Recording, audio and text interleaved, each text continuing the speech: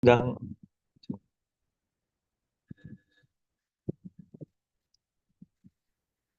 Assalamualaikum warahmatullahi wabarakatuh. Di sini kami dari kelompok 6 kelas 2023A akan membahas tentang mengenal gender dari pemahaman ke perubahan.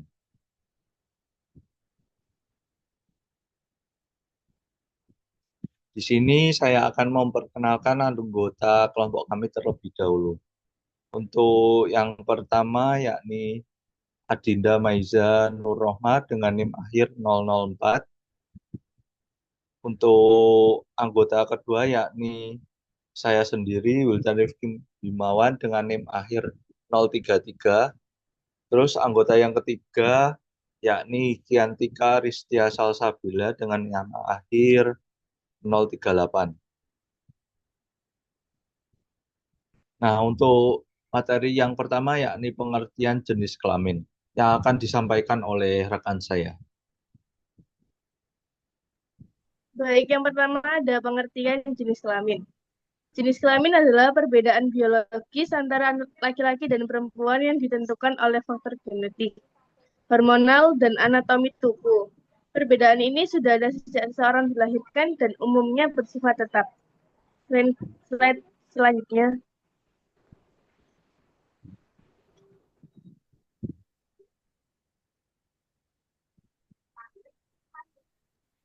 Yang kedua ada pengertian gender.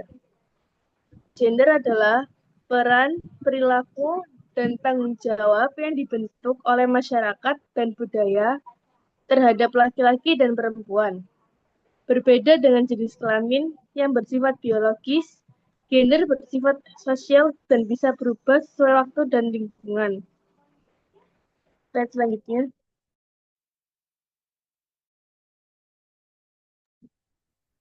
Perbedaan jenis kelamin dan gender. Jenis kelamin merujuk pada perbedaan biologis antara laki-laki dan perempuan, seperti organ reproduksi, hormon, dan kromosom yang bersifat alami dan tetap. Sebaliknya, gender adalah perbedaan yang dibentuk oleh masyarakat dan budaya berkaitan dengan peran, tanggung jawab, serta perilaku yang dianggap sesuai bagi laki-laki ataupun perempuan. Gender bersifat dinamis dan bisa berubah sesuai dengan perkembangan sosial, budaya, dan waktu. Jadi jika jenis kelamin ditentukan oleh faktor biologis sejak lahir, gender ditentukan oleh lingkungan dan norma yang berlaku dalam masyarakat.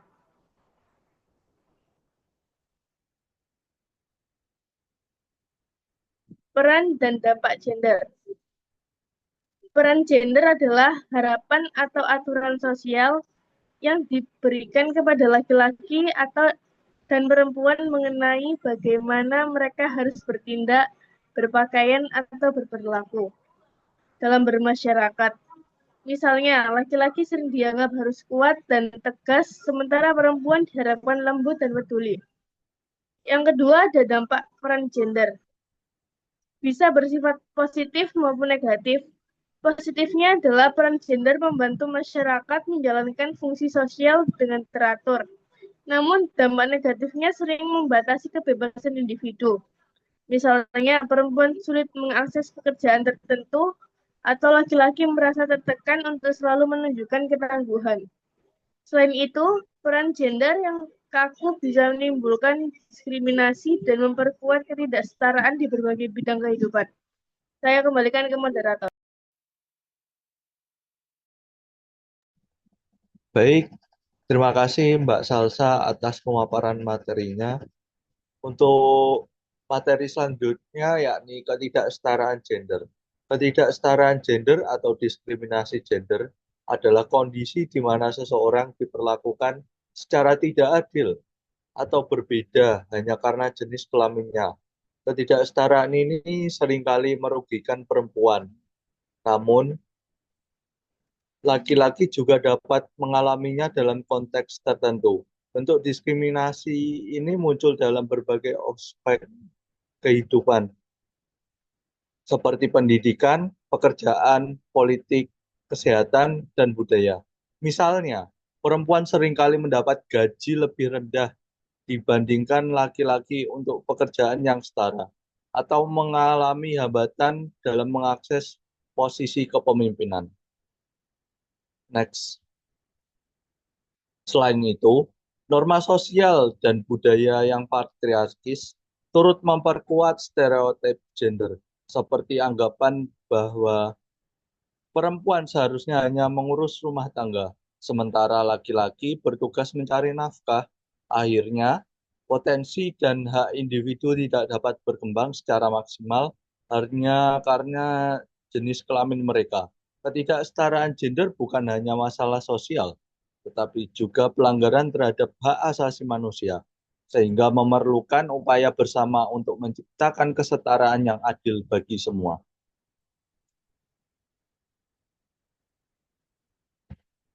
Nah, untuk materi selanjutnya akan disampaikan oleh rekan saya.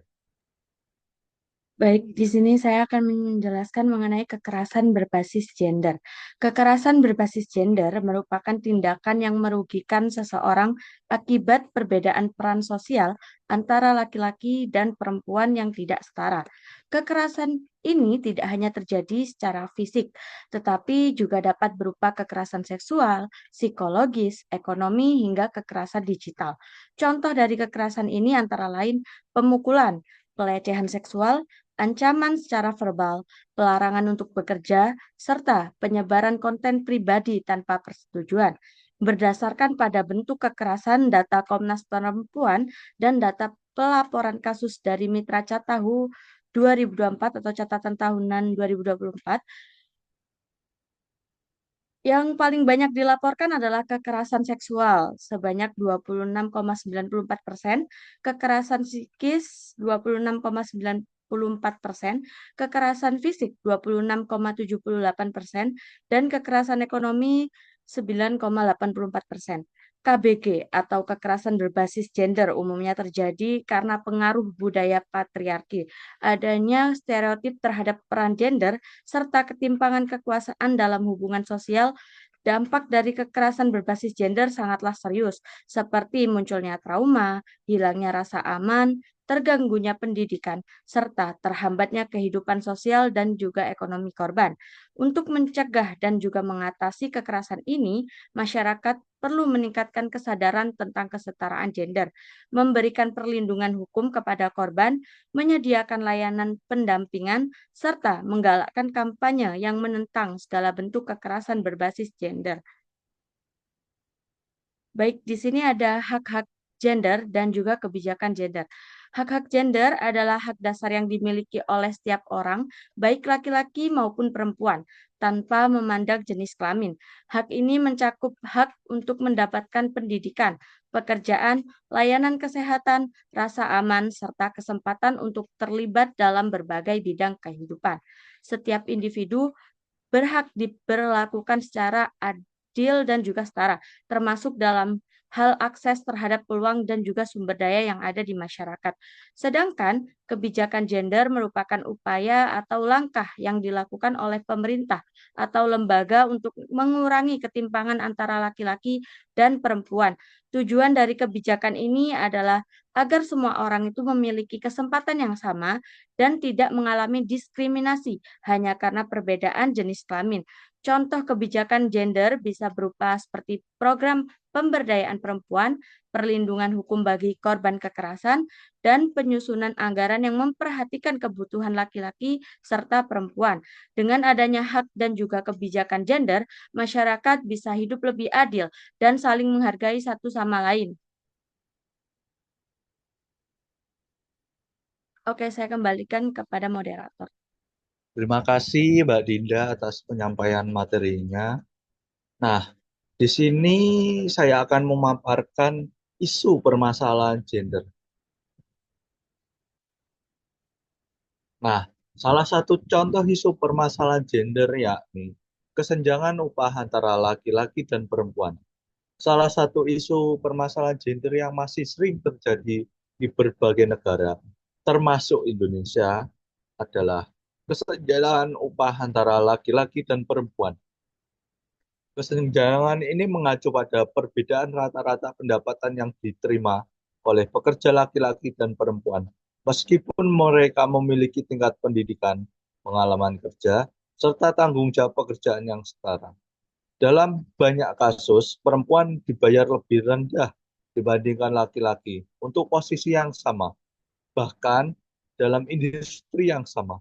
Salah satu penyebab utama dari ketimpangan ini adalah adanya stereotip gender yang masih melekat kuat di masyarakat, di mana laki-laki dianggap lebih mampu dalam kepemimpinan atau pekerjaan yang menuntut tanggung jawab tinggi.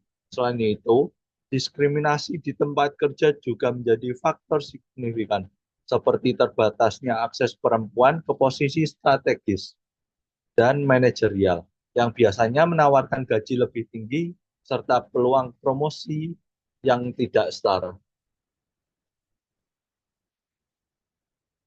Permasalahan ini juga diperparah oleh kenyataan bahwa perempuan sering menghadapi beban ganda, yakni harus menyeimbangkan antara pekerjaan profesional dan tanggung jawab domestik, seperti mengurus rumah tangga dan merawat anak.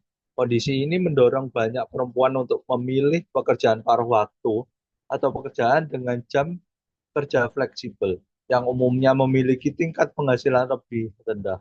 Selain itu, minimnya kebijakan pemerintah maupun perusahaan dalam mendukung perempuan pekerja, seperti cuti melahirkan yang layak, fasilitas penitipan anak di tempat kerja, serta fleksibilitas kerja yang adil, turut memperkuat kesenjangan ini.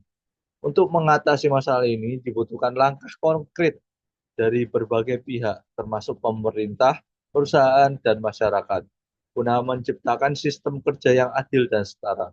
Perubahan kebijakan edukasi publik mengenai kesetaraan gender serta pemberdayaan perempuan di dunia kerja adalah langkah-langkah penting menuju penghapusan ketimpangan upah dan tercapainya keadilan gender secara menyeluruh. Nah, di sini ada video tentang kesenjangan upah antara laki-laki dan perempuan. Kamu tahu nggak? Ternyata gaji perempuan itu lebih rendah loh daripada laki-laki. Emang iya? Iya, bahkan di Jerman, negara dengan ekonomi terbesar di Eropa aja masih ada loh kesenjangan upah berdasarkan gender. Menurut The Statist, pada tahun 2023, rata-rata pendapatan perempuan di Jerman itu sekitar 21 euro, sementara upah laki-lakinya sebesar 25 euro per jam. Terus kalau di Indonesia gimana? Menurut data BPS dari bulan Agustus 2023 sih segini. Gara-gara apa sih kok bisa ada kesenjangan upah gini? Kalau di Jerman sih karena rata-rata perempuannya di usia 30 tahun pada mulai punya anak, jadi tingkat produktivitasnya pun menurun. Kalau di Indonesia, perbedaan tingkat pendidikan dan pengalaman kerja antara perempuan dan laki-laki lah yang jadi faktor utamanya. Nah, kalau menurut kamu, upaya apa yang bisa dilakukan pemerintah untuk meniadakan kesenjangan ini? Baik, tadi merupakan video tentang isu permasalahan gender, yakni kesenjangan upah antara laki-laki dan perempuan. Sekian dari kelompok kami. Untuk kurang lebihnya, mohon maaf. Wassalamualaikum warahmatullahi wabarakatuh. Baik, di sini saya akan menyimpulkan ya, bahwasanya setiap orang itu perlu memahami bahwa jenis kelamin dan juga gender adalah dua hal yang berbeda. Jenis kelamin berkaitan dengan kondisi biologis seperti laki-laki dan perempuan, sedangkan gender adalah peran atau tanggung jawab yang dibuat oleh masyarakat berdasarkan jenis kelamin seseorang. Pemahaman ini penting karena cara masyarakat memandang gender bisa mempengaruhi bagaimana seseorang diperlakukan dalam kehidupan sehari-hari. Sayangnya, masih banyak orang yang mengalami ketidaksetaraan gender, seperti perlakuan tidak adil, diskriminasi, dan juga pelecehan terutama terhadap perempuan. Kekerasan berbasis gender pun masih sering terjadi, baik secara fisik, verbal, maupun melalui media sosial. Hal ini tentu merugikan korban dan berdampak pada kesehatan fisik maupun mentalnya. Oleh karena itu, semua orang harus tahu bahwa hak-hak gender menjamin kesetaraan, keamanan, dan kesempatan yang sama bagi siapapun. Tanpa membedakan jenis kelamin, pemerintah juga perlu membuat dan menjalankan kebijakan gender agar setiap warga negara bisa merasakan keadilan yang sama. Nah, melalui penjelasan yang telah kami jabarkan nih, diharapkan kita itu dapat melihat bahwasanya isu gender bukanlah hal yang sepele. Kita sebagai warga negara punya peran penting untuk saling menghormati, bersuara jika ada ketidakadilan, dan ikut menciptakan lingkungan yang aman dan setara bagi semuanya. Baik, terima kasih.